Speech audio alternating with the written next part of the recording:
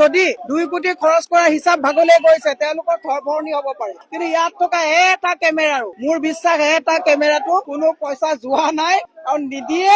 মুখ্যমন্ত্ৰীয়ে ভালকে বুজি পায় যাৰ যাৰ তাত পেকেট গৈছে তেওঁলোকৰ কথা মই নকওঁ। তথ্য কি আছে নাছে মই যি কৈছো সদায় ডাটাবেছ কওঁ, সাংবাদিকৰ কথা মই কোৱাই নাই ইয়াত। মই যিটো খৰচৰ কথা বিশেষ ব্যক্তি এজনলৈ কৈছো যিজনে আজি 6 মাহ এটা কথা কৈ পেলাই গৌৰৱ গগৈ ঘেৰাই ৰাখিছে, সেই মানুহজনকে মই কৈছো। মই আপোনালোকক কোৱা নাই, মই আপোনালোকক উইথ ডিউ ৰেছপেক্ট আকৌ কৈছো এই কথাটো আপোনালোকলৈ টানি আনি যে গোসাঁই ঘৰত কোন মই কল খোৱা নাই এই কামটো নকৰিব, কাৰণ মই আপোনালোকক কেতিয়াও কোৱা নাই। আছে 2-1 সাংবাদিকটো আছে আপোনালোকে ভালকে জানে যিকেইজনে এতিয়া বৰ্তমান বিজেপিৰ একেবাৰে মুখপাত্ৰ হিচাপে কাম কৰে, সেইবিলাক আপোনালোক হয় নেকি? ডেফিনেটলি নহয়। তেওঁলোকৰ যদি গাত লাগিছে মোৰ কবলগীয়া কথা নাই, কিন্তু মই কোনো সাংবাদিকৰ নাম ইয়াত লোৱা নাই আৰু এই কথাটোক লৈ পেলাই আপোনালোকে অসন্তোষ নকৰিলে মই ভাবিম যে আমাৰ সকলোৰে ভাল হ'ব। এই বলটো আপোনালোকলৈ লৈ গৈছে। আপোনালোকে কওকচোন ইয়াত থকা যিসকলে আমাৰ কংগ্ৰেছৰ বিট কৰে বা মই আগতে বিজেপিত থাকোতেও যিসকলে বিজেপি বিট কৰিছিলে, কওকচোন যে মীৰা বৰঠাকুৰে অসমৰ সংবাদ জগতৰ লগত জড়িত থকা এজন মানুহক কেতিয়াবা অসন্মান কৰিছো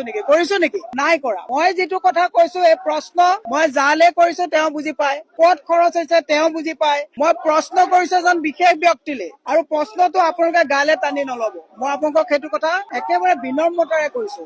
পবিত্ৰ মাৰ্ঘেৰিটাৰ কথা মতে আপোনালোকে এই কথাটো নিজৰ গালে লৈ নিজক অসন্মানি নকৰিব। মোৰ আপোনালোকৰ প্ৰতি ৰেছপেক্ট আছে, সদায় থাকিব, আৰু সংবাদ জগতৰ কোনো মানুহক আঙুলি উঠোৱাৰ ধৃষ্টতা মোৰ নাই, মই নাই উঠোৱা। কিন্তু সেইকেইজন যিকেইজনে যদি 2 কোটি খৰচ কৰা হিচাপ ভাগলৈ গৈছে তেওঁলোকৰ থৰভৰণি হ'ব পাৰে, কিন্তু ইয়াত থকা এটা কেমেৰাৰো মোৰ বিশ্বাস এটা কেমেৰাটো কোনো পইচা যোৱা নাই আৰু নিদিয়ে।